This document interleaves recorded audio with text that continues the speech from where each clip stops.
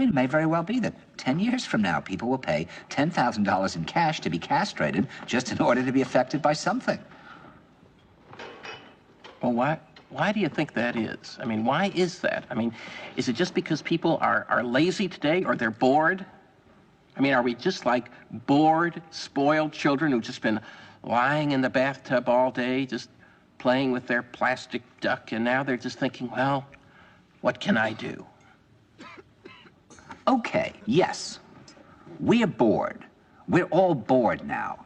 But has it ever occurred to you, Wally, that the process that creates this boredom that we see in the world now may very well be a self-perpetuating, unconscious form of brainwashing created by a world totalitarian government based on money, and that all of this is much more dangerous than one thinks, and it's not just a question of individual survival, Wally, but that somebody who's bored is asleep, and somebody who's asleep will not say no?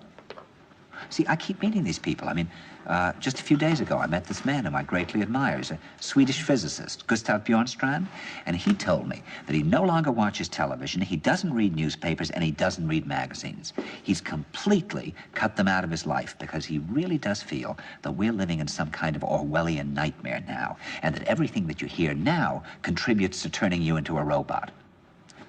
And when I was at Findhorn, I met this extraordinary English tree expert who had devoted his life to saving trees. Just got back from Washington, lobbying to save the redwoods. He's 84 years old. He always travels with a backpack because he never knows where he's going to be tomorrow.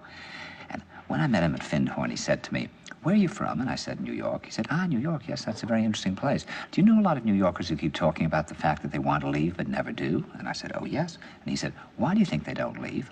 I gave him different banal theories. He said, "Oh, I don't think it's that way at all." He said, "I think that New York is the new model for the new concentration camp, where the camp has been built by the inmates themselves, and the inmates are the guards, and they have this pride in this thing they've built. They've built their own prison, and so they exist in a state of schizophrenia, where they are both guards and prisoners, and as a result, they no longer have, having been lobotomized, the capacity to leave the prison they've made, or to even see it as a prison."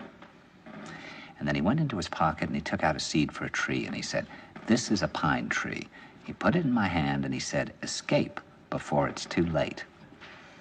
See, actually for 2 or 3 years now, Chiquita and I have had this very unpleasant feeling that we really should get out.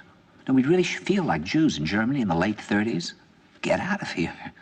Of course, the problem is where to go, because it seems quite obvious that the whole world is going in the same direction. See, I think it's quite possible that the 1960s represented the last burst of the human being before he was extinguished, and that this is the beginning of the rest of the future now, and that from now on there'll simply be all these robots walking around, feeling nothing, thinking nothing, and there'll be nobody left almost to remind them that there once was a species called a human being, with feelings and thoughts, and that history and memory are right now being erased, and soon nobody will really remember that life existed on the planet. Now, of course, Bjornstrand feels that there's really almost no hope, and that we're probably going back to a very savage, lawless, terrifying period. Findhorn people see it a little differently. They're feeling that there'll be these pockets of light springing up in different parts of the world, and that these will be, in a way, invisible planets on this planet. And that as we, or the world, grow colder, we can take invisible space journeys to these different planets, refuel for what it is we need to do on the planet itself, and come back. And it's their feeling that there have to be centers now where people can come and reconstruct a new future for the world. And when I was talking to Gustav Bjornstrand, he was saying that actually these centers are growing up everywhere now. And that what they're trying to do, which is what Findhorn was trying to do, and in a way, what I was trying to do. I mean, these things can't be given names, but in a way, these are all attempts at creating a new kind of school or a new kind of monastery.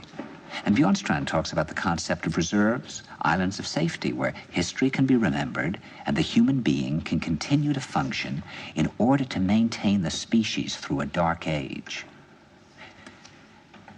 In other words, we're talking about an underground, which did exist in a different way during the Dark Ages among the mystical orders of the Church. And the purpose of this underground is to find out how to preserve the light, life, the culture, how to keep things living. You see, I keep thinking that what we need is a new language. A language of the heart. Languages in the Polish forest where language wasn't needed. Some kind of language between people that is a new kind of poetry. That's the poetry of the dancing bee that tells us where the honey is. And I think that in order to create that language, you're going to have to learn how you can go through a looking glass into another kind of perception where you have that sense of being united to all things, and suddenly you understand everything.